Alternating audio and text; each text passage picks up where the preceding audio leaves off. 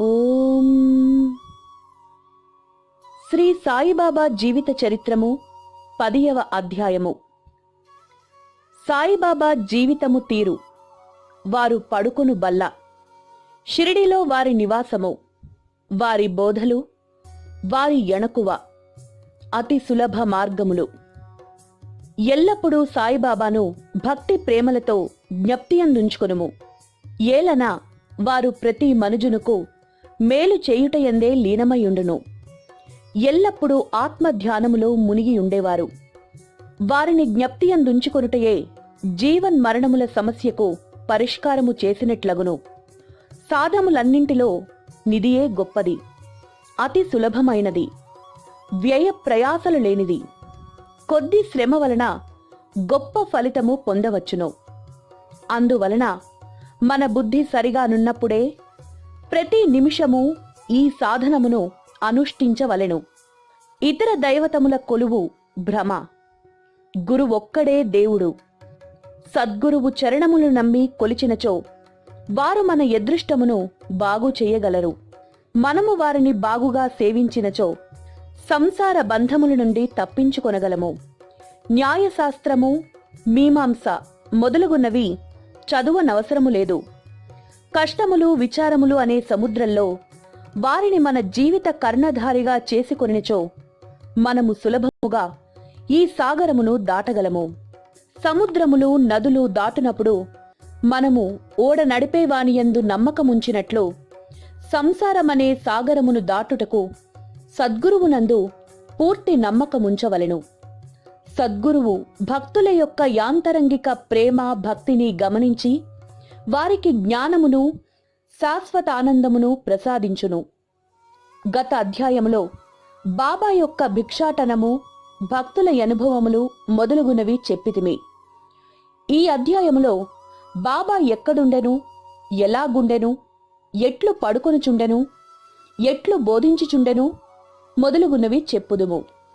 బాబా వారి విచిత్ర శయ్య. మొట్టమొదట బాబా ఎచ్చట పండుకొనుచుండెనో, ఎట్లు పడుకొనుచుండెనో చూచెదము. నానాసాహెబ్ డేంగలే బాబా నిద్రించుటకై యొక్క కర్ర బల్లను తెచ్చెను. దాని పొడవు 4 మూరలు, వెడల్పు 1 జానెడు మాత్రమే యుండెను. ఆ బల్లను నేలపై వేసి పడుకొనుటకు మారుగా దానిని మసీదు యొక్క వెన్ను పట్టెలకు ఉయ్యాల వలె వేలాడునట్లు పాత చినిగిన గుడ్డపీలికలతో కట్టి బాబా పడుకొన మొదలెడెను. గుడ్డపీలికలు పలుచనివి, బలము లేనట్టివి. అవి బల్ల యొక్క బరువును ఎట్లు మోయగలిగెనో యనునది గొప్ప సమస్యగా నుండెను. ఇంకనో బాబా యొక్క బరువును కూడా కలిపినచో నవి ఎట్లు భరించుచుండెను అనునది ఆశ్చర్య వినోదములకు హేతువాయెను. ఎలాగునైతేనేమి ఇది బాబా లీలలలో నొకటి ఎగుటచే పాత గుడ్డ పీలికలే ఎంత బరువును మోయగలిగెను. ఈ బల్ల యొక్క 4 మూలల యందు 4 దీపపు ప్రమిదలుంచి రాత్రి అంతయు దీపములు వెలిగించుచుండిరి. ఇది ఏమి చిత్రము! బల్లపై ఆజానుబాహుడగు బాబా పండుకొనుటకే స్థలము చాలనప్పుడు దీపములు పెట్టుటకు జాగా ఎక్కడిది? బాబా బల్లపైన పడుకునిన యా దృశ్యమును దేవతలు సహితము చూచి తీరవలసినదే. ఆ బల్లపైకి బాబా ఎట్లు ఎక్కుచుండెను, ఎట్లు దిగుచుండెను అనునవి ఎందరకు నాశ్చర్యము కలిగించుచుండెను. అనేక మంది ఉత్సుకతో బాబా బల్లపైకి ఎక్కుట దిగుట గమనించుటకై కనిపెట్టుకుని ఉండెడివారు. కాని బాబా ఎవరికీ అంతు తెలియనివ్వలేదు. జనులు గుంపులు గుంపులుగా గుమిగూడుటచే బాబా విసుగు చెంది యా బల్లనొకనాడు విరిచి పారవైచెను. బాబా స్వాధీనములో అష్టసిద్ధులుండెను. బాబా వానిని అభ్యసించలేదు, కోరను లేదు. వారు పరిపూర్ణులు గనక అవి సహజముగానే వారి కలవడెను. బ్రహ్మము యొక్క సగుణావతారము. 3.5 మూరల పొడవు మనుష్యుని వలె సాయిబాబా గాన్పించినను వారు అందరి మనములందుండెడివారు. అంతరంగమున నిరీహులు, నిస్పృహులై ఉన్నప్పటికీ బాహిరముగా బాబా లోకుల మేలు కోరువానిగా గనిపించువారు. లోలోపల వారికెవరి యందునూ అభిమానం ఉండేది కాదు. కాని బయటికి కోరికల పుట్టయున్నట్లు కనిపించువారు. అంతరంగమున శాంతమునకు ఉనికి పట్టైనను చంచల మనస్సు తీసుకుని వలె గనిపించుచుండెను. లోపల పరబ్రహ్మస్థితి ఉన్నప్పటికీ బయటకు దయ్యము వలె నటించుచుండెడివారు. లోపల యద్వైతి అయినను బయటకు ప్రపంచమునందు తగుల్కొనిన వాని వలె గాన్పించుచుండెను. ఒక్కొక్కప్పుడందరూ ప్రేమతో చూచెడివారు, ఇంకొకప్పుడు వారిపై రాళ్లు విసురుచుండిరి. ఒక్కొక్కప్పుడు వారిని తిట్టుచుండిరి, ఇంకొకప్పుడు వారిని కౌగలించుకుని నెమ్మదిగాను ఓరిమితోనూ చంచలము లేనివాని వలెను గానిపించుచుండెను. వారెల్లప్పుడూ ఆత్మానుసంధానమందే మునిగియుండెడివారు. భక్తులపై కారుణ్యము జూపుచుండెడివారు. వారెల్లప్పుడూ నొకే యాసనమందు కూర్చుండువారు. ప్రయాణములు చేసెడివారు కారు. వారి దండము చిన్న పొట్టి కర్ర, దానిని సదా చేతిలో నుంచుకొనిడివారు. ఇతరమైన ఆలోచనలేమియూ లేక ఎప్పుడూ శాంతముగా నుండువారు. ఐశ్వర్యమునకు గాని పేరు ప్రతిష్టలను గాని లక్ష్యపెట్టక భిక్షాటనముచే జీవించెడివారు.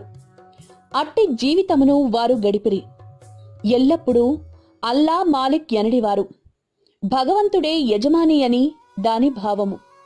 భక్తుల యందు సంపూర్ణ ప్రేమ కలిగియుండెడివారు. ఆత్మజ్ఞానమునకు ఉనికి పట్టుగాను దివ్యానందమునకు పెన్నిదిగాను గనిపించుచుండువారు. ఆద్యంతములు లేని యక్షయమైనట్టి భేదరహితమైనట్టిది బాబా యొక్క దివ్య స్వరూపము. విశ్వమంతయు నావరించిన ఆ పరబ్రహ్మమూర్తియే షిరిడీ సాయి అవతారముగా వెలిసెను. నిజముగా పుణ్యులు అదృష్టవంతులు మాత్రమే యా నిధిని గ్రహించగలుగుచుండిరి. సాయిబాబా యొక్క నిజమైన శక్తిని కనుగొనలేనివారు బాబాను సామాన్య మానవునిగా నెంచినవారు. ఇప్పటికీ అట్లు భావించువారు దురదృష్టవంతులని చెప్పవచ్చును. షిరిడీలో బాబా నివాసము, వారి జన్మ తేదీ. బాబా యొక్క తల్లిదండ్రుల గురించి గాని వారి సరి అయిన జన్మ తేదీ గాని ఎవరికీ తెలీదు.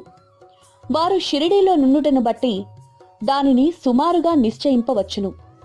బాబా 16 వయసున షిరిడీ వచ్చి 3 సంవత్సరములు మాత్రం అచట నుండిరి.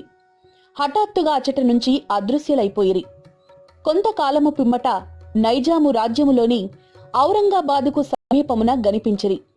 20 సంవత్సరముల ప్రాయమున చాందుపాటీలు పెండ్లి గుంపుతో షిరిడీ చేరిరి.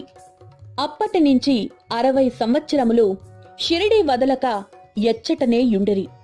అటు పిమ్మట 1918వ సంవత్సరంలో మహాసమాధి చెందిరి.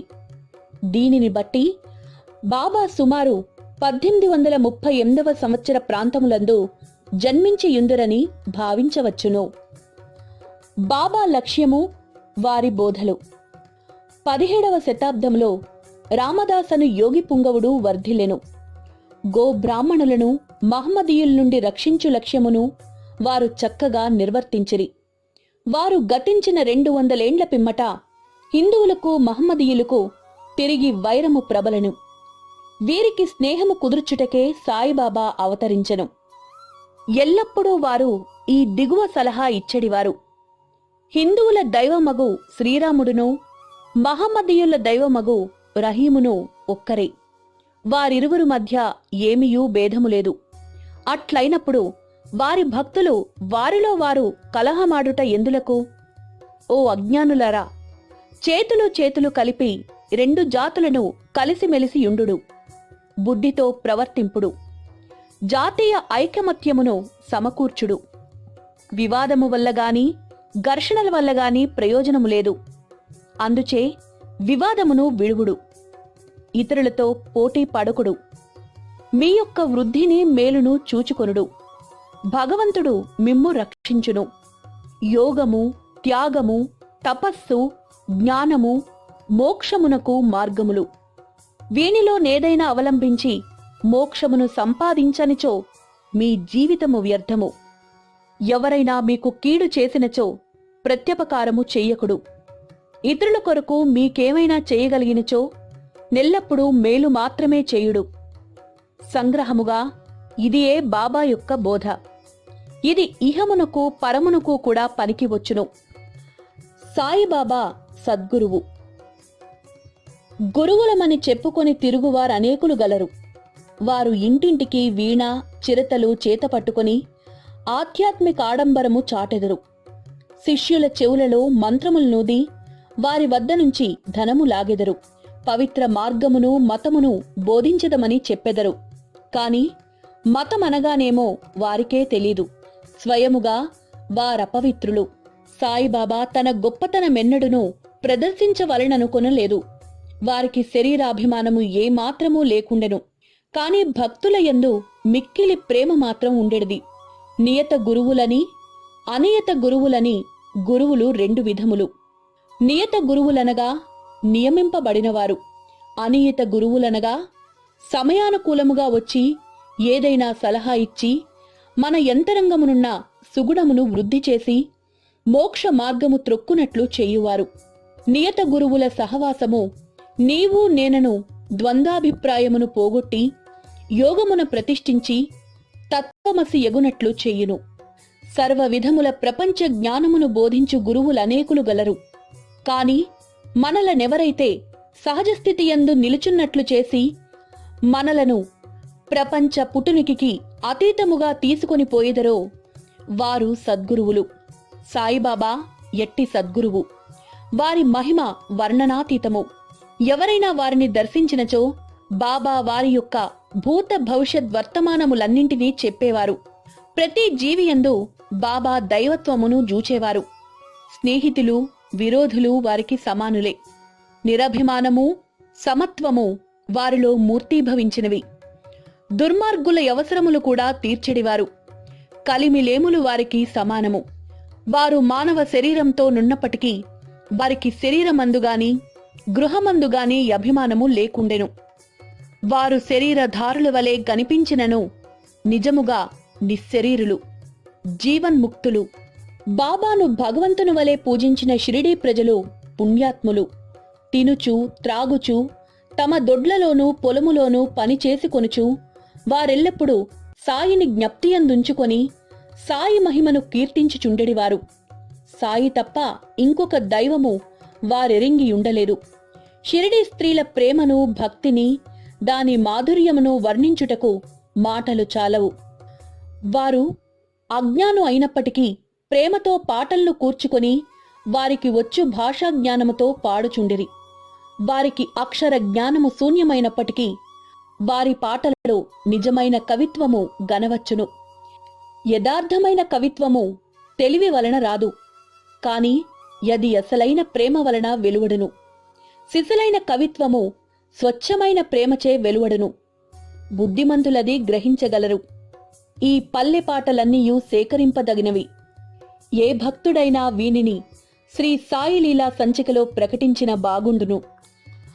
బాబావారి ఎణకువ. భగవంతునికి 6 లక్షణములు గలవు.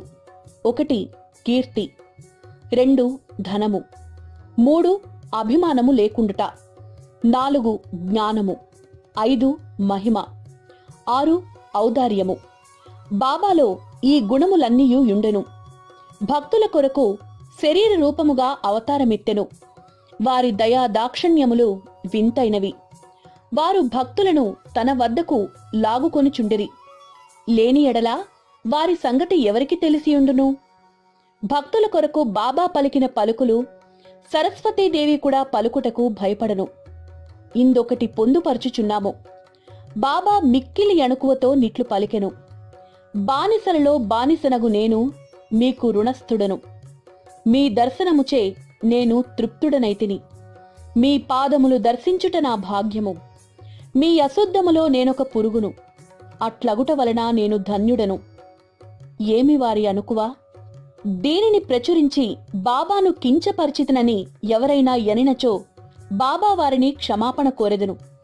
తత్పాప పరిహారార్థమై బాబా నామజపము చేసెదను.